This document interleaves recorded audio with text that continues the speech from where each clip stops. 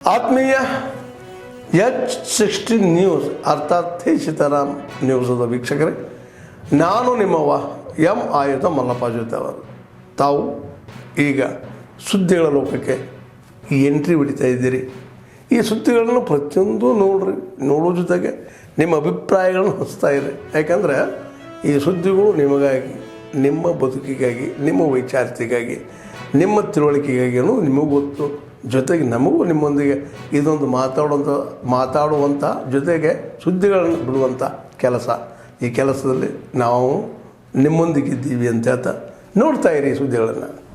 ಯಾಕಂದರೆ ಮಳೆ ಇನ್ನೂ ನಿಂತಿಲ್ಲ. ಸೊ ಮೊದಲನೇ ಹಂತದಲ್ಲಿ ಏನು 1,05,050 ಹೆಕ್ಟೇರ್ ಏನು ಹಾನಿಯಾಗಿತ್ತು ಅದನ್ನು ಕೂಡ ದೃಢಪಡಿಸಲಿಕ್ಕೆ ಇವಾಗ ಕಷ್ಟ ಆಗುತ್ತೆ. ಯಾಕಂದರೆ ಸಾಕಷ್ಟು ಕಡೆ ಮಳೆ ಬರ್ತಾಯಿದೆ. ಒಂದನೇದು, ಎರಡನೇದು ಎಲ್ಲ ಕಡೆ ಪ್ರದೇಶದಲ್ಲಿ ಕೆಸರಿರುತ್ತೆ, ಹೋಗಲಿಕ್ಕೆ ಕಷ್ಟ ಆಗುತ್ತೆ. ಸೊ ಅದು ಸ್ವಲ್ಪ ವಿಳಂಬ ಆಗ್ಬೋದು. ಮತ್ತು ಈ ಎರಡನೇ ಸುತ್ತಿನ ಮಳೆಯಿಂದ ಏನು ಬೆಳೆ ಹಾನಿ ಆಗ್ತಾಯಿದೆ, ಸೇಮ್ ಪ್ರೊಸೀಜರನ್ನು ಫಾಲೋ ಮಾಡಲಿಕ್ಕೆ ಈಗ ನಿನ್ನೆನೇ ನಾವು ಸೂಚನೆಯನ್ನು ನೀಡಿದ್ದೇನೆ. ಮತ್ತು ಮಾನ್ಯ ಮುಖ್ಯಮಂತ್ರಿಗಳ ಗಮನಕ್ಕೆ ನಾಳೆ ಕ್ಯಾಬಿನೆಟ್ ಆದಮೇಲೆ ನಾನು ತರ್ತೇನೆ, ಇದನ್ನು ಅವ್ರ ಗಮನ ಸೆಳಿತೀನಿ ಇದ್ರ ಬಗ್ಗೆ. ಜಾತಿ ಗಣತಿಗೂ ಮೊದಲೇ ಈಗ ಕುರುಬ ಸಮುದಾಯವನ್ನು ಎಷ್ಟಿಗೆ ಸೇರ್ಸೋಕ್ಕೆ ಈಗಾಗಲೇ ಒಂದು ಸಭೆ ಕೂಡ ಕರೆದಿದ್ದಾರೆ ಮೀಟಿಂಗಲ್ಲಿ. ನೋಡಿ, ಇದು ಜಾತಿ ಗಣತಿಗೆ ಸಂಬಂಧಪಟ್ಟಂತ ಅಲ್ಲ. ಕೋಲಿ ಸಮಾಜ ಇರ್ಬೋದು ಮತ್ತು ಕುರುಬ ಸಮಾಜದವ್ರು ಇರ್ಬೋದು, ಬೇಡಿಕೆ ಹಲವಾರು ವರ್ಷದಿಂದ ಇದೆ. ನಮ್ಮ ಹಿಂದಿನ ಸರ್ಕಾರದಲ್ಲೂ ಕೂಡ ಇದನ್ನು ನಾವು ಕೇಂದ್ರ ಸರ್ಕಾರಕ್ಕೆ ಕಳಿಸಿದಾಗ ಸಾಕಷ್ಟು ಬಾರಿ ಹಿಂತಿರುಗಿಸಿ ಕೆಲವು ಕ್ಲಾರಿಫಿಕೇಷನ್ಸ್ ಕೇಳಿದರು. ಕ್ಲಾರಿಫಿಕೇಷನ್ಸ್ ಕೂಡ ಕೊಟ್ಟಾಗ ಕೂಡ ಇನ್ನೂ ಮಾಡಿಲ್ಲ. ಆಂಥ್ರಪಾಲಜಿ ರಿಪೋರ್ಟ್ಗಳನ್ನು ಅನುಸರಿಸಿ ಮಾಡಬೇಕು ಅಂದ್ಬಿಟ್ಟು. ಸೊ ಈಗ ಎರಡೂ ಮೀಟಿಂಗ್ಗಳನ್ನು ಬ್ಯಾಕ್ವರ್ಡ್ ಕ್ಲಾಸ್ ಇಲಾಖೆದವರು ಮಾಡ್ತಾಯಿದ್ದಾರೆ, ಹಿಂದುಳಿದ ವರ್ಗದ ಇಲಾಖೆದವರು ಮಾಡ್ತಾಯಿದ್ದಾರೆ. ಮತ್ತು ಜಾತಿ ಗಣತಿಗೆ ಸಂಬಂಧಪಟ್ಟಂತ ಅಲ್ಲ. ಕೋಲಿ ಸಮಾಜ ಇರ್ಬೋದು ಮತ್ತು ಕುರುಬ ಸಮಾಜದವ್ರು ಇರ್ಬೋದು, ಬೇಡಿಕೆ ಹಲವಾರು ವರ್ಷದಿಂದ ಇದೆ.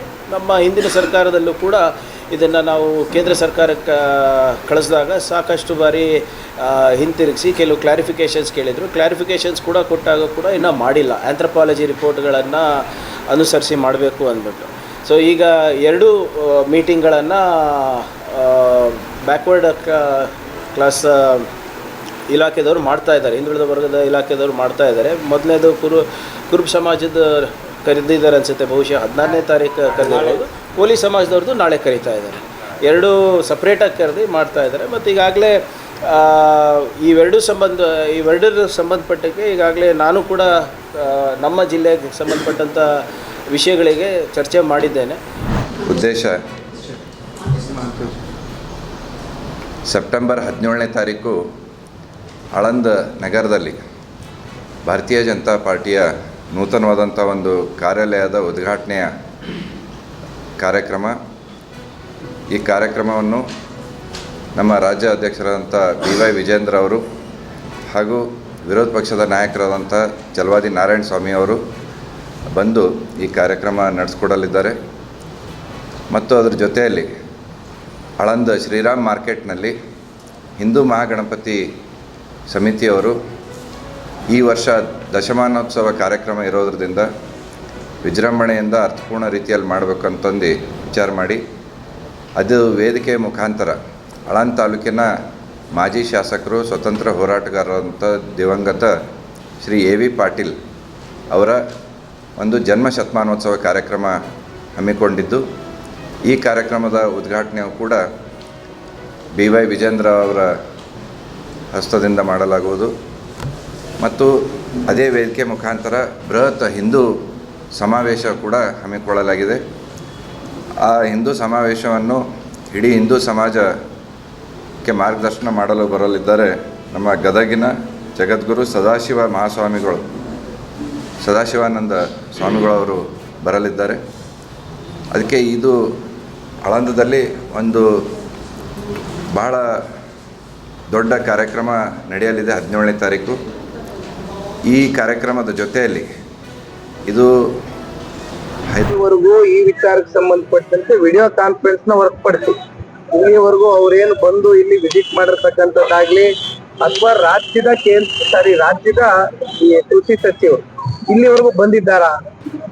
ಇಲ್ಲಿವರೆಗೂ ಬರ್ಲಿಕ್ಕೆ ಆಗಿಲ್ಲ. ಅವರು ಪಾಪ ಕಲಬುರಗಿ ಜಿಲ್ಲೆ ಮರ್ತ್ಬಿಟ್ಟಿದ್ದಾರೆ. ಅವ್ರ ರಾಜ್ಯ ಅಂದ್ರೆ ಬಹುಶಃ ಅವ್ರ ತಾಲೂಕಿಗೆ ಅವ್ರ ಜಿಲ್ಲೆಗೆ ಮಾತ್ರ ಸೀಮಿತವಾಗಿ ಕೆಲಸ ಮಾಡ್ತಾ ಇದಾರೇನೋ ಅಂತಕ್ಕಂಥದ್ದು ಇವತ್ತು ಪ್ರಶ್ನೆ ಮೂಡ್ತಾ ಇದೆ. ಅವ್ರಿಗೂ ಕೂಡ ಅಷ್ಟೇ ಜವಾಬ್ದಾರಿ ಇದೆ. ಹಾಗಾಗಿ ತಮಗೆ ಗೊತ್ತಿದ್ದಂಗೆಣ ಇಲ್ಲಿಯವರೆಗೂ ನಾವೆಲ್ಲವೂ ಲೆಕ್ಕಾಚಾರ ಮಾಡ್ತಕ್ಕಂಥದ್ದಾದ್ರೆ 2 ಲಕ್ಷ 2 ಹೆಕ್ಟೇರ್ ಅಷ್ಟು ಒಳಗೆ ಇರ್ತಕ್ಕಂಥ ರೈತರು ಇವತ್ತು ಸಂಕಷ್ಟ ಏನ್ ಅನುಭವಿಸ್ತಾ ಇದ್ದಾರೆ. ಹತ್ತತ್ರ ಅಲ್ಲಿ 600 ಕೋಟಿಗಿಂತ ಹೆಚ್ಚು ಇವತ್ತು ರೈತರಿಗೆ ಸಿಕ್ಕಬೇಕಾಗಿದೆ.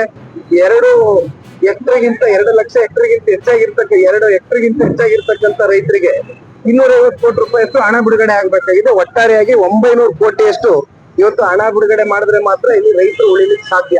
ಮಾತಾಗಿ ಇಡೀ ರಾಜ್ಯ ಆತ್ಮೀಯ H16 ನ್ಯೂಸ್ ಅರ್ಥಾತ್ ಹೇ ಸೀತಾರಾಮ್ ನ್ಯೂಸದ ವೀಕ್ಷಕರೇ, ನಾನು ನಿಮ್ಮವ ಎಂ ಆಯುಧ ಮಲ್ಲಪ್ಪ ಜೊತೆ ಅವರು. ತಾವು ಈಗ ಸುದ್ದಿಗಳ ಲೋಕಕ್ಕೆ ಎಂಟ್ರಿ ಹೊಡಿತಾ ಇದ್ದೀರಿ. ಈ ಸುದ್ದಿಗಳನ್ನು ಪ್ರತಿಯೊಂದು ನೋಡೋ ಜೊತೆಗೆ ನಿಮ್ಮ ಅಭಿಪ್ರಾಯಗಳನ್ನು ಹಂಚ್ತಾ ಇರ್ರಿ. ಯಾಕಂದರೆ ಈ ಸುದ್ದಿಗಳು ನಿಮಗಾಗಿ, ನಿಮ್ಮ ಬದುಕಿಗಾಗಿ, ನಿಮ್ಮ ವೈಚಾರಿಕೆಗಾಗಿ, ನಿಮ್ಮ ತಿಳುವಳಿಕೆಗಾಗಿ ಅನ್ನೋದು ನಿಮಗೂ ಗೊತ್ತು.